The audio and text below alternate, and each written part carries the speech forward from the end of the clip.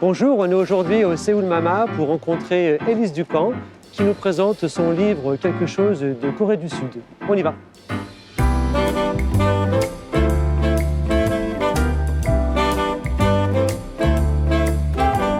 Alors c'est quand je suis rentrée de Corée justement parce que j'y ai passé 1 an et au retour en France, on va dire forcément comme on vit une expérience et 1 an, on est dans un pays très loin de sa famille, de ses amis, je voulais en parler aux gens en fait et en me baladant dans les librairies parce que je voulais offrir des livres pour essayer de parler de la Corée.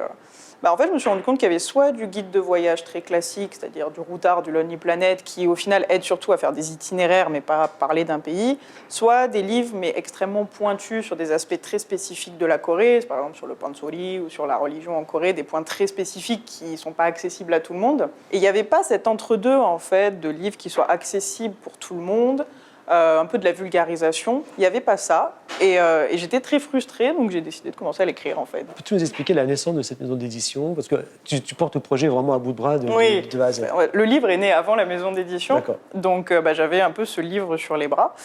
On va dire que la démarche qu'il y avait derrière, je me suis dit, pourquoi la faire que pour la Corée du Sud? Parce qu'en fait, quand on se rend compte que pour beaucoup de pays, c'est le cas.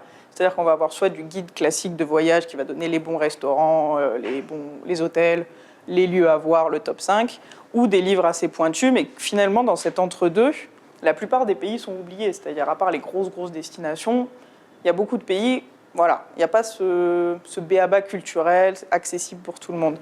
Donc, en fait, je suis partie de Corée du Sud et je suis allée chercher des auteurs qui avaient vécu dans d'autres pays, qui voulaient parler d'autres pays différemment. Et au final, on a commencé avec Corée du Sud et ensuite Côte d'Ivoire, Mexique, Tunisie. Et on continue comme ça petit à petit à faire tous les pays. L'idée générale, c'était que ça soit accessible à tout le monde et on va dire pédagogique, c'est-à-dire facilement compréhensible. Donc c'est pour ça qu'à chaque fois, le livre, tous les livres, mais celui-là, donc, est organisé en 5 parties qui permettent de balayer tous les pans d'une culture. Donc 5 thèmes assez importants, on va dire, les 5 thèmes principaux. Et après, dans chaque thème, en fait, on va décliner en différentes petites thématiques. Et la volonté première, c'était en fait de faire que chacune de ces sous-thématiques soit indépendante. Où le but, en fait, c'était vraiment d'avoir des petites, comme des petites pilules de culture coréenne, en fait, pour que les gens, justement, s'approprient le livre, s'approprient la culture coréenne par le pan qui les intéresse le plus aussi. Parce que forcément, il y a des gens qui vont être plus intéressés par la musique, donc ils peuvent commencer par l'aspect musique et se dire « Ah tiens, en fait, je vais continuer sur gastronomie, ça a l'air bien, etc. » Tu dis, voilà, en fait, finalement, pour beaucoup de gens qui ne connaissent pas la Corée, pour eux, c'est un petit pays, un peu mystérieux, dont ils ont peu entendu parler. Et ça peut, j'avais dire paradoxal, parce qu'on voit que c'est un pays dont la croissance est constante et exponentielle. Et on voit que même dans notre quotidien, on a même aussi beaucoup de produits coréens autour de nous, les grosses marques pour Samsung, LG ou autres. Donc comment tu expliques encore qu'il y a cette a priori ou cette idée encore un peu ancrée chez les gens? Je pense que ça vient du côté coréen, en fait. C'est-à-dire qu'ils ne vont pas estampiller leur truc made in Korea, en fait, et venir le montrer aux gens en disant ça, c'est du made in Korea, c'est du Samsung, c'est Korea, etc. Ou en fait, pour eux, ils vont faire fonctionner une marque, un produit, et après, limite qu'on ne sache pas que ça vienne de Corée, on va dire c'est pas leur premier intérêt, en fait. Ils veulent que le produit marche et ils le font fonctionner, mais après, que ça soit relié à la Corée ou pas. Et donc, forcément, on n'a pas c'est pas martelé, par exemple, typiquement du Made in France. Si c'est du Made in France, vous saurez que c'est du Made in France. C'est-à-dire qu'on vous l'aura dit, redit, voilà. Et au bout d'un moment, ça sera impossible de ne pas savoir que c'est français. Alors que les Coréens n'ont pas forcément cette volonté-là, c'est-à-dire qu'eux, ils font un produit, ils le vendent, etc., sans forcément le promouvoir comme du produit coréen. Et ce qui fait qu'aujourd'hui, les produits coréens sont partout, techniquement, autour de nous. C'est-à-dire que voilà, il y a les grosses marques, Samsung, LG, etc., mais même sur des plus petits aspects, il y a beaucoup de choses, en fait, surtout à l'heure actuelle, puisque vu que la Corée a un peu le vent en poupe, il y a de plus en plus de choses qui ouvrent dans le domaine, on va dire, grand public, c'est-à-dire des restaurants, des bars, des cafés. Il y a beaucoup plus d'événements, d'animations, de festivals sur ce pays. Mais en même temps, les gens ne savent pas exactement encore ce que c'est la culture coréenne. C'est-à-dire qu'ils ont des... Voilà, oui, souvent, ils vont me dire Samsung, LG, Hyundai, voilà. Et après, c'est pas encore... ça arrive petit à petit. Mais pour l'instant, c'est pas encore ça. Si on remonte un petit peu dans le temps, à quel moment on peut dire que la Corée arrive à se propulser sur la scène mondiale? Est-ce que c'est sur les JO de 88 qui a été un peu déclencheur? Est-ce que c'est plus tard la culture K-pop fin des 90 qui a aidé à faire ça? selon toi, quel a été ce moment où la Corée a commencé vraiment à s'ouvrir encore plus sur le monde? Les JO, ça a été symbolique, c'est-à-dire que ça a été symbolique dans le sens où tout d'un coup, en fait, je pense que beaucoup de gens dans le monde entier se sont dit « Ah, mais ce pays existe » et ils sont capables d'avoir des Jeux Olympiques. Donc c'est quelque chose, ça a été symboliquement très fort. Après, dans les faits, ça a quand même commencé en fait au moment où ils ont investi dans les K-dramas, dans toute l'industrie audiovisuelle. Et cette industrie audiovisuelle, en fait, vu les codes qu'ils utilisaient et la manière dont ça a été fait et pensé, ils ont réussi en fait à engloutir toute l'Asie, en fait. C'est-à-dire que ça arrivait en Chine, et forcément, si ça marche en Chine, ça veut dire qu'il y a un sacré... c'est des parts de marché qui sont quand même très, très importantes. Et ensuite, toute l'Asie du Sud-Est. Ils sont arrivés ensuite jusqu'en Amérique latine, les États-Unis. Et la France, l'Europe est quand même un peu en retrait selon moi. C'est-à-dire que ça n'a pas encore le même succès que dans des pays, par exemple, on prend le Mexique. Le Mexique, c'est assez incroyable. Tout le monde se met à apprendre le coréen parce qu'ils adorent ça. Alors, dans le livre, tu parles aussi du fameux Kibun. Oui. Donc, qui a un tas d'esprit, qui est très... J'aimerais que tu expliques ça pour les gens qui nous regardent. Et finalement, qui est très aussi révélateur un peu de la culture coréenne, qui est à la fois très axée aussi encore sur l'apparence, sur ce qu'on montre et ce qu'on ne montre pas. Ouais. Donc, est-ce que tu peux un petit peu nous parler du Kibun? Alors, c'est peut-être la notion qui est la plus difficile à expliquer en plus de toute la culture coréenne, donc merci. De rien, si je peux aider. Le Kibun, en fait, il n'y a pas de traduction, on ne trouvera pas de traduction littérale en français ou même en anglais ou dans les autres langues. Le Kibun, on va dire, c'est une atmosphère. C'est l'atmosphère qui se crée entre deux personnes ou un groupe, on va dire. C'est, quand le Kibun va bien, c'est qu'il y a une bonne atmosphère, etc.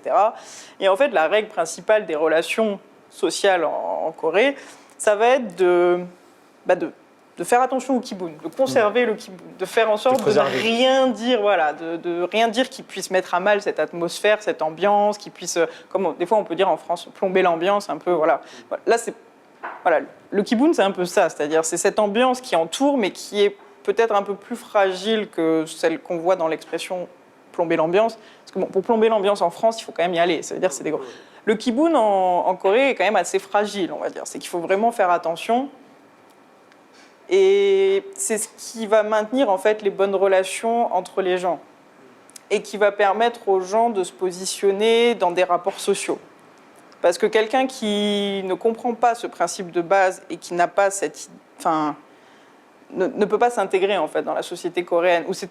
C'est assez. Par exemple, si on prend un exemple assez simple, c'est-à-dire les Coréens diront jamais non directement la plupart du temps. C'est-à-dire qu'on va leur poser une question en disant tu veux aller là demain? Et en fait, ils diront pas ah non je veux pas ou je peux pas. Ils vont dire non oui. Essayer de trouver. Ça va être dans la manière de le dire, où ils vont essayer de trouver un truc. Et si on insiste, ils vont dire oui en fait. Et ça va casser le Kibun en fait, parce que ce Kibun en fait, c'est de savoir lire l'expression de l'autre en fait sur son visage, de réussir à comprendre pour pas le mettre dans une situation où il est obligé de le dire avec des mots. De pas le contraindre, Donc c'est une notion qui est très compliquée, mais qui est centrale en fait, je pense vraiment dans la culture coréenne. C'est un exemple simple, c'est ça, c'est qu'ils ne diront jamais non je veux pas, non voilà. Il y a deux exemples dans le livre qui m'ont amusé. Alors le premier, c'est quand tu montres ton chemin à quelqu'un et si la personne ne sait pas. Ils ont tellement pas envie de dire, en gros, dire je ne sais pas, c'est impossible pour eux de dire ça. Donc, pour faire dire à la limite, si on va dire que le chemin est à gauche, mais ça pas aussi, ils vont dire, peu importe, ils vont donner une direction, peu importe laquelle, pour peu qu'ils aient donné une réponse. Donc, il faut faire attention. Il faut faire très attention. Et le deuxième, c'était en cas de cadeau d'anniversaire. Il y a tout aussi un rituel, on donne le cadeau à deux mains, on attend qu'on n'ouvre pas devant la personne. On n'ouvre pas devant la personne. Pour préserver le Kibun. Ça évite, le moment où la personne se perd complètement la face. Où on peut aussi rapprocher ça. Le Kibun, des fois aussi, on peut le rapprocher du mot face dans perdre la face. Il y a des gens qui... c'est plus large, mais on peut, si on cherche vraiment des corrélations avec le français, c'est un peu plomber l'ambiance, l'ambiance dans plomber l'ambiance ou la face dans perdre la face, en fait. Est-ce que, selon toi, l'influence américaine qui est présente en Corée a participé au fait que la Corée est vraiment un pays avec une identité assez à part, quand même, assez singulière en Asie? Est-ce que, à ton avis, cette influence a poussé le pays, des fois, à faire des choix ou même dans sa façon de vivre, dans ses mœurs, ou dans sa culture aussi? Je pense que la particularité coréenne remonte à bien avant les Américains, bien avant. C'est-à-dire que comme vous le disiez tout à l'heure, c'est un pays qui a résisté en permanence contre des invasions et on va dire la péninsule coréenne a toujours été encerclée, on va dire, par des gros empires importants. Et en fait, la Corée a quand même passé pratiquement toute son histoire à résister aux empires qui essayaient de la manger, en fait. C'est ça. Donc, et je pense que la spécificité coréenne vient de là, c'est parce qu'en fait, c'est un pays qui s'est construit donc, en opposition avec les autres, en essayant en fait, de se sauver lui-même. Et forcément, ils ont créé de survivre aux autres. Et en fait, je pense vraiment que c'est pour ça qu'ils ont créé une culture en fait, qui leur est propre, qui ne ressemble en rien, en rien. Bien sûr, il y a des influences surtout avec la culture chinoise, mais où on ne peut pas l'assimiler, on ne peut pas dire c'est pareil, où ils ont pris un peu de beaucoup de choses. Et je pense que cette spécificité coréenne, elle vient de là en fait. Elle vient d'une histoire où en fait, c'était un petit pays qui était entouré par des très gros pays. Enfin bon, le Japon, c'était pas un gros pays, mais symboliquement, il était très grand avec voilà.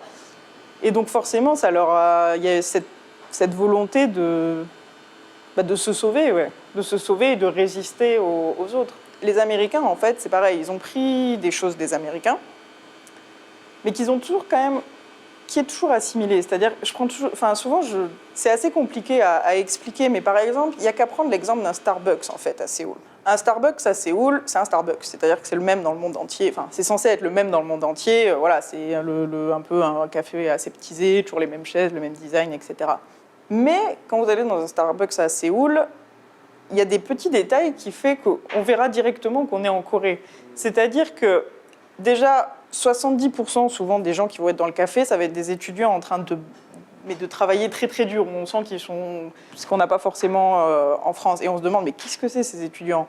Et là, ça en dit beaucoup sur le système scolaire coréen. Si ensuite on comprend, voilà, on va avoir des adjumas qui sont dans un coin, qui sont les seuls à parler fort, parce que c'est les seuls qui ont le droit de parler fort. Et des fois, elles ont même leur bigoudi encore sur la tête, voilà, où on a ce groupe, c'est la Corée, on va dire. Ils n'ont pas peur des obstacles, c'est-à-dire qu'ils vont continuer à avancer. Donc c'est vrai que les Coréens sont capables de prendre des risques. Quand on voit comment ont été fondés, par exemple, LG ou Hyundai, etc., où c'était vraiment des gens qui partaient de rien. C'était un monsieur dans un petit village pauvre qui tout d'un coup a une idée qui aurait... Aujourd'hui, on le présente à une banque en disant « je veux créer cette entreprise », personne ne nous donne un prêt. Enfin, je veux dire, ça paraît complètement irréaliste. La fin de la guerre de Corée, c'était une catastrophe, le pays allait mal. Enfin, allait mal, et encore. C'était un PIB où ils étaient proches des pays d'Afrique les plus pauvres. Et forcément, on sait qu'au sortir de la guerre, on a toujours un boom économique dans tous les pays. C'est-à-dire il y a toujours un peu comme nous, on a eu nos 30 glorieuses et les 30 piteuses après. Et en fait, le moment où la Corée, comme la guerre a fini très tard, dans les années 50, ils ont eu ce boom économique, en fait, plus tard que d'autres pays, plus tard que le Japon, par exemple. Et en fait, ça leur permet, aujourd'hui, eux, ils sont encore en train de monter, on va dire. Et là, ils arrivent sur la phase où ils se stabilisent et ils vont descendre. Mais on va dire que c'est aussi, je pense, une question de timing. Et après, bon, il y a plein de... voilà. Moi, je ne prendrai pas parti là-dessus, mais il y a aussi l'aspect politique qui a fait qu'ils sont sortis de la guerre, c'était une démocratie, enfin voilà. Donc, ils avaient quand même Park Chung-hee qui était... Voilà. Qu'est-ce qui s'est passé ? Enfin, il y a eu des liens entre le politique, l'économique, qui ont fait que voilà. Il y a des gros soucis là, oui. Voilà. Donc, il y a des gens qui disent que c'est en fait la dictature qui a permis au pays de décoller économiquement parce qu'il y avait une espèce de corruption, en fait, une forme plus que de l'entraide, mais voilà. Est-ce que c'est vrai ? Est-ce que c'est pas vrai ? Je sais pas. Mais donc, on va dire que c'est un peu une question de timing, je pense. D'accord. À l'heure actuelle, la Corée, on va dire, a passé un peu son pic économique. On sent qu'à l'heure actuelle, c'est un peu en train de stagner et même, il y a des moments où ça descend, dans certains, voilà, où la Corée, à l'heure actuelle, est confrontée et va être confrontée dans les années à venir à de gros challenges, je pense, surtout au niveau social, puisque forcément, qui dit boom économique dit création d'une classe très, très aisée, alors qu'il y a des classes très, très pauvres, donc un gouffre social entre les deux, une fracture sociale. Donc forcément, voilà, j'y suis retournée là, il y a quelques mois, j'y ai passé 3 mois. On voit qu'il y a beaucoup de choses qui changent au niveau sociétal. On voit qu'il y a de plus en plus de sujets tabous qui sont amenés sur le devant de la scène. C'est-à-dire que les gens arrivent à en parler, commencent à parler et à débattre sur ces sujets qu'avant, on n'avait pas le droit d'évoquer. C'est en train de changer, il y a des choses qui sont en train d'apparaître, il y a des choses qui sont en train de disparaître aussi. Malheureusement, on voit que, voilà, forcément, c'est un peu comme partout, c'est l'arrivée un peu de cette modernité toute puissante qui écrase un peu, on va dire, des choses du passé. Mais bon, Après, moi, je leur fais confiance pour réussir à le garder. Et après, c'est un pays qui forcément, je pense, au niveau du moins pour les Français, va s'ouvrir. On le voit déjà, il y a de plus en plus de Français qui entendent parler de la Corée. Il y a de plus en plus de choses autour de la culture coréenne qui se produisent à Paris ou en France. Il y a de plus en plus de Français qui veulent aller en Corée. Donc voilà, on va voir ce que ça donne. Ça peut être à double tranchant. C'est-à-dire qu'on espère, moi en tout cas, ce que je souhaite le plus, c'est que les gens découvrent ce pays et surtout la culture en fait qu'il y a derrière. Je pense que c'est dommage pour moi de partir en Corée du Sud en ayant juste un itinéraire avec une liste de choses à faire sans avoir aucune information sur la culture, parce que pour moi en fait, visiter Séoul juste pour faire les palais, le sanctuaire et les musées, on rate 90% de la Corée pour moi. C'est pas parce qu'on a fait les palais. Si on n'a pas d'explication derrière et qu'on sait pas ce que c'est un pongjeon de matcha ou qu'on n'a pas entendu de pansori. Enfin, si on part juste avec un itinéraire dans le but de faire des belles photos, et on fera des très belles photos, mais on passera à côté de 90% de la Corée. Pour moi, aller en Corée, ça veut dire aussi se confronter à une altérité qui est très différente. Mais ça va au-delà de juste j'aime le bleu, moi j'aime le rouge. C'est des manières de penser qui sont différentes, qui viennent d'une idéologie différente. C'est une terre qui a été bouddhisme et confucianiste. C'est-à-dire que c'est encore aujourd'hui, c'est Confucius qui dirige tout. C'est-à-dire c'est une manière de penser qui est tellement différente et qui nous oblige, en fait, quand on est là-bas, à nous remettre pas nous remettre en cause, mais on va dire à remettre en perspective d'où on vient, c'est-à-dire de quelle tradition on vient, de tout même les valeurs qu'on nous a enseignées à l'école, on va dire, qui sont très différentes, où on se dit, mais c'est vrai que nous, c'est comme ça, parce que ça, mais eux, forcément, comme ils n'avaient pas ça au départ, ils ont pas... Et ça oblige, en fait, à remettre beaucoup de choses en perspective, et on ne peut pas survivre en Corée, on va dire, si on n'a pas cet esprit, on est obligé de s'ouvrir, en fait. C'est-à-dire qu'on peut pas survivre en Corée si on n'a pas cette idée où on est obligé en fait d'accepter le fait que c'est très différent. Et après, il y a des choses on les accepte ou on les accepte pas, on va dire. Mais c'est très différent et on est obligé de faire avec et en fait de les inclure à notre bagage culturel personnel, c'est-à-dire vraiment s'ouvrir. En fait, aller en Corée, c'est plus qu'un voyage, c'est aussi un voyage intérieur finalement. On pourrait conclure comme ça. Oui. Donc je rappelle donc le livre, donc c'est Corée du Sud, quelque chose de Corée du Sud, Élise Ducamp, aux éditions Nanica. Merci Élise de nous avoir accordé cette interview, ce temps ensemble. Et puis bon courage pour la suite. Merci à vous.